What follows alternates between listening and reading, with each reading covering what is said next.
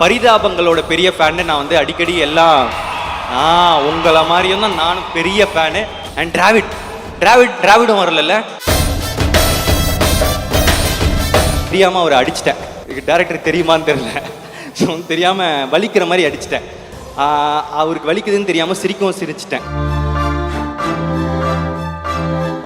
ஒருத்தரை தெரியாமல் காயப்படுத்திடா மன்னிச்சிருவாங்க, ஆனால் வழியில் இருக்கிறவனை பார்த்து சிரிச்சா மன்னிக்கவே மாட்டாங்க.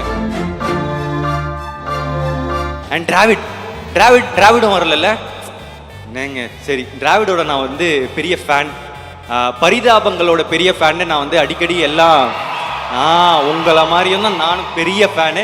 ஒரு படம் ஆரம்பிக்கும் போது அவங்க கிட்ட கால் அடிச்சிருவேன், இந்த படத்தில் ஒர்க் பண்ணலாமா, இந்த படத்தில் ஒர்க் பண்ணலாம். ஏதாவது ஒன்று மிஸ் ஆகிட்டே இருந்துச்சு. இந்த டைம் திருப்பி வந்து கீர்த்தி வந்து டிராவிட் போகலாமா அப்படின்னு சொல்ல உடனே நான் செம்ம ஹாப்பி.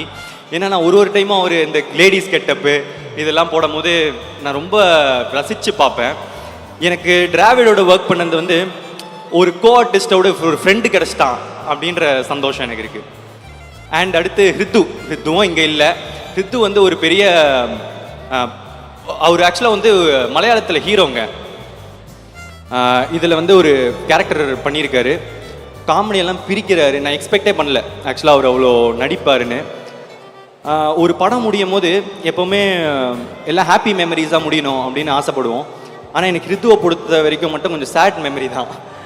ஏன்னா ஒரு ஆக்ஷன் சீன் அப்போ வந்து நான் தெரியாமல் அவரை அடிச்சிட்டேன். டேரக்டர் தெரியுமான்னு தெரியல, தெரியாமல் வலிக்கிற மாதிரி அடிச்சிட்டேன். அவருக்கு வலிக்குதுன்னு தெரியாமல் சிரிச்சிட்டேன். அது ஃபஸ்ட்லேருந்து கில்ட்டு ஒரு மாதிரி இருந்துகிட்டே இருந்துச்சு. எப்போ அவரை பார்த்தாலும் சாரி சொல்கிறது கஷ்டமாகவே இருக்கும். ஏன்னா ஒருத்தரை தெரியாமல் காயப்படுத்திடா மன்னிச்சிருவாங்க, ஆனால் வழியில் இருக்கிறவனை பார்த்து சிரிச்சா மன்னிக்கவே மாட்டாங்க. ஸோ ரொம்ப சாரி ஹித்து.